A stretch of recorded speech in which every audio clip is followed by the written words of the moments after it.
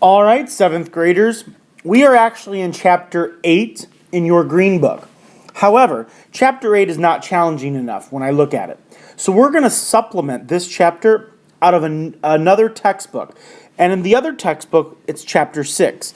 But I'm not going to refer to it as Chapter 6. I'm only going to refer to it as, for example, the video on property of exponents. So you could write down 6.1 if you want, but more importantly, I want you to pay attention to the title, Properties of Exponents.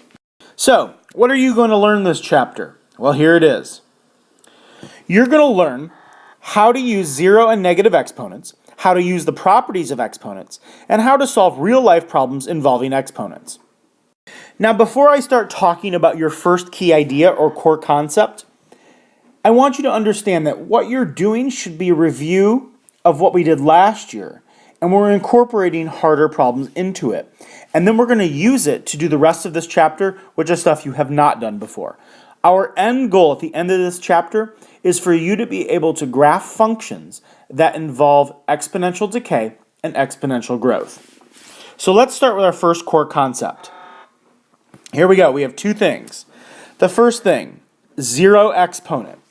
In words, it says for any non-zero number, a, such that, so we have a to the 0 power equals 1. So a is the non-zero number. We take it to the power of 0, and it's 1. If you take the power 0 to the 0 power, you get something that's undefined. That's why here it says non-zero. So for example, 4 to the power of 0 is equal to 1. In your algebra form, a to the power of 0 is equal to 1, where a cannot be 0. The second thing we're going to talk about are negative exponents. These are hard for some students. So if you have problems with it, that's okay, but make sure you ask questions. So here's what it says in words. For any integer n and any non-zero number a to the negative n is the reciprocal of a to the n. So what it says is this. If you have 4 to the negative 2 power, you're going to take the reciprocal of 4 squared. So if you have a to the negative 1, you're going to take the reciprocal of basically the same thing, except the power is positive. So the reciprocal would be like if you had 4 squared over 1.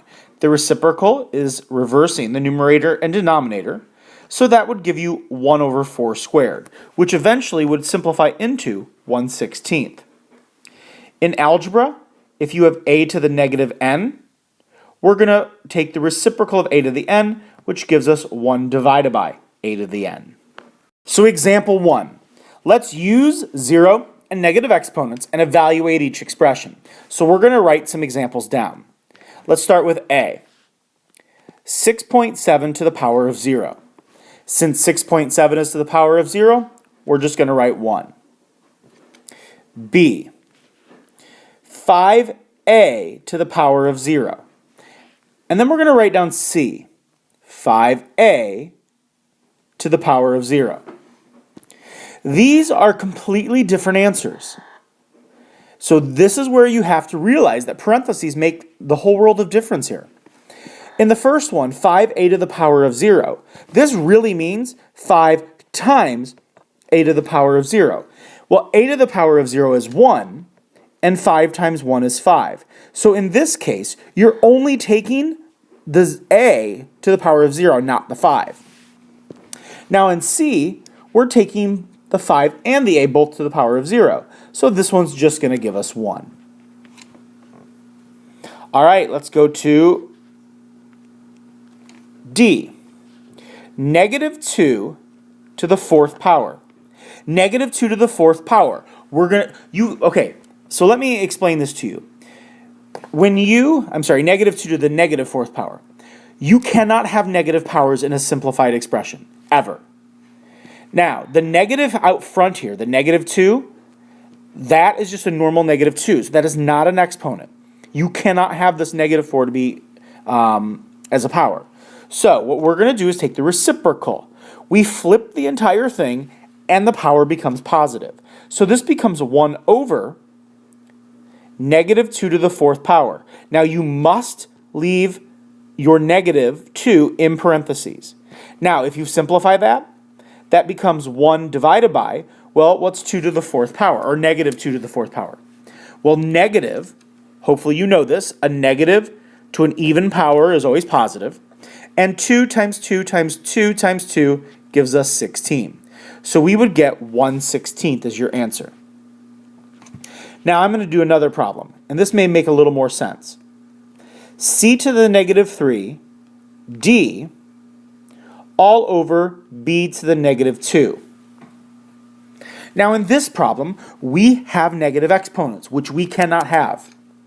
Basically, you take the reciprocal, which means it reverses. So the C to the negative 3 is going to move to the bottom. The B to the negative 2 will go on top. And when you do that, they become positive. So this will become B squared D over C to the 3rd. Now, why did the D stay on top? Because it already has a positive exponent, so we don't need to move it. So I've already kind of led into our example 2. We're simplifying expressions. So let's simplify this expression. 4x to the 0 power divided by y to the negative 3. So the first off, the 4 does not change. So the 4 stays on top. X to the 0 power becomes 1. So that's 4 times 1, which we don't need. And then the y to the negative 3 goes on top. And when it moves, it becomes a positive power. So that becomes 4y to the 3rd. There's nothing left on bottom, so that's just 1. And so your answer is 4y to the 3rd. Now if I gave you another example, let's do negative 3 x to the negative 2 power. Now in this problem, what are you taking to the negative 2 power? It's only the x. So this is the only thing that moves, and it goes to the bottom. So x to the negative 2 would go to the bottom and become x squared. That's it. That's your answer. Now h, example h, negative 3x to the negative 2. Everything is being taken to the negative 2 power. So that would become 1 over negative 3x squared. Now, that's not simplified, but you're going to find out in a little bit what happens when you do simplify that.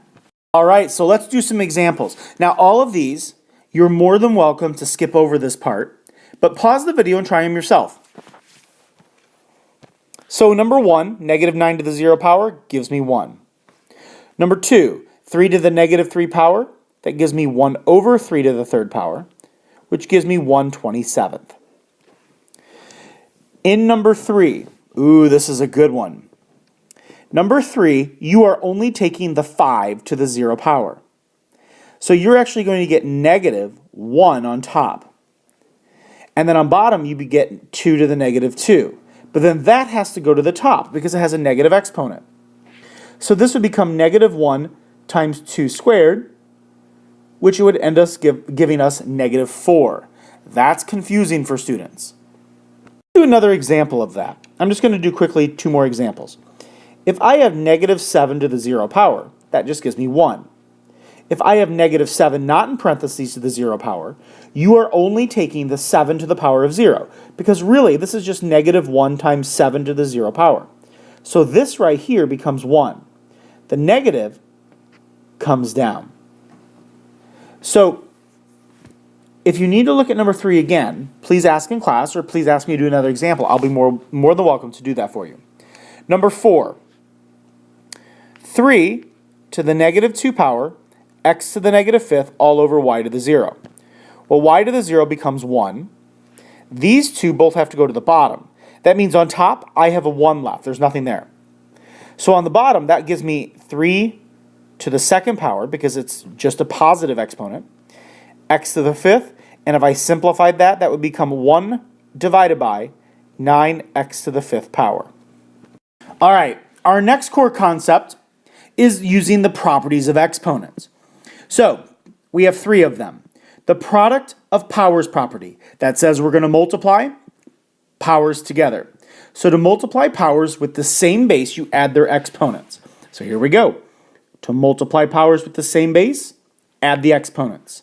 So if I had 4 to the 6th power times 4 to the 3rd power, you get 4 to the 9th power. All you do is add the exponents together. In the algebra form, a to the m times a to the n, you add together m plus n, and you get a to the m plus n. A is the real number, m and n are integers.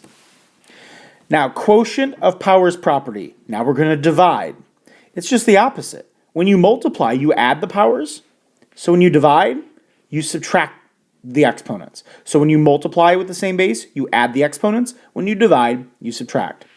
So 4 to the 6th power divided by 4 to the 3rd, we just subtract the exponents, and we get 4 to the 3rd power. So that would look like this. A to the m divided by a to the n would give us a to the m minus n. Now, a cannot be 0. And power of a power. This says that to find the power of a power, you multiply the exponents. So this is when you have one base with a power to a power. So you would take 6 times 3, that would give us 18. Now why does that work? Because if I took 4 to the 6th power times itself 3 times, because that's what this says, 4 to the 6th to the 3rd, look what I have. I have the same base. What do you do with the powers when you have the same base? You add them.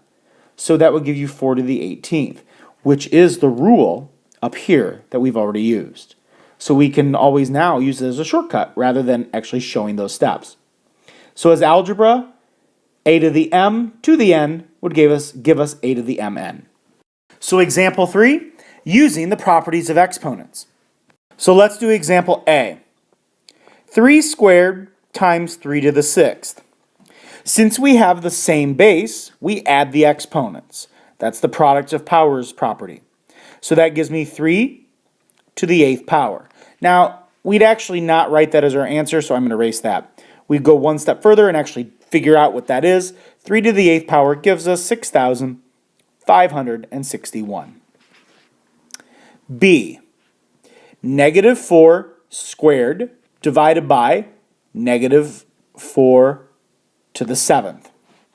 So negative 4 squared divided by negative 4 to the 7th, that gives me, same base, so that gives me, where are there more negative 4s? There's more on the bottom. So I'm going to show you a shortcut here, but let's first do this like we've done before. So we subtract the powers, 2 minus 7. That gives me negative 4 to the negative 5th power. Well, we can't have a negative power. So then that becomes 1 over negative 4 to the 5th power. And negative 4 to the 5th power will give us a fraction of negative 1 over 1,024. Now some of you may say, well, why did the negative go on top? Because whenever you read a fraction, the negative always goes on top. So negative to an odd power is negative, and 4 to the 5th power is 1,024. Now there's a shortcut here. I could have looked at both of these and I could have asked you this. Where are there more negative 4s? On the bottom. How many more negative 4s are on the bottom and the top? We have 2 on top and 7 on bottom. So how many more do we have on bottom? We have 5. So you could have skipped that step here. And you have 5 more on the bottom. So wherever there are more is where you're going to have negative 4 to whatever power that is. C, z to the 4th to the negative 3. I have one base and a power to a power, so that becomes z to the negative 12th, which we cannot have. We have to take the reciprocal of z to the 12th, so I get 1 divided by z to the 12th as my final answer.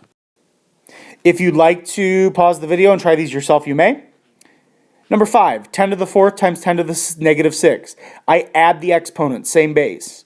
That gives me 10 to the negative 2nd, which is not simplified. That becomes 1 over 10 squared, which gives me 1/100th.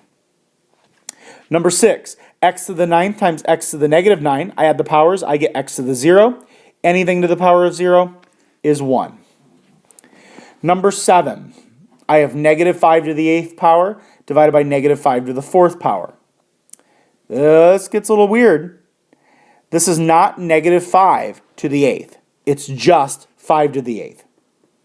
So this is really, it looks like this. Negative 1 times 5 to the 8th over negative 1 times 5 to the 4th.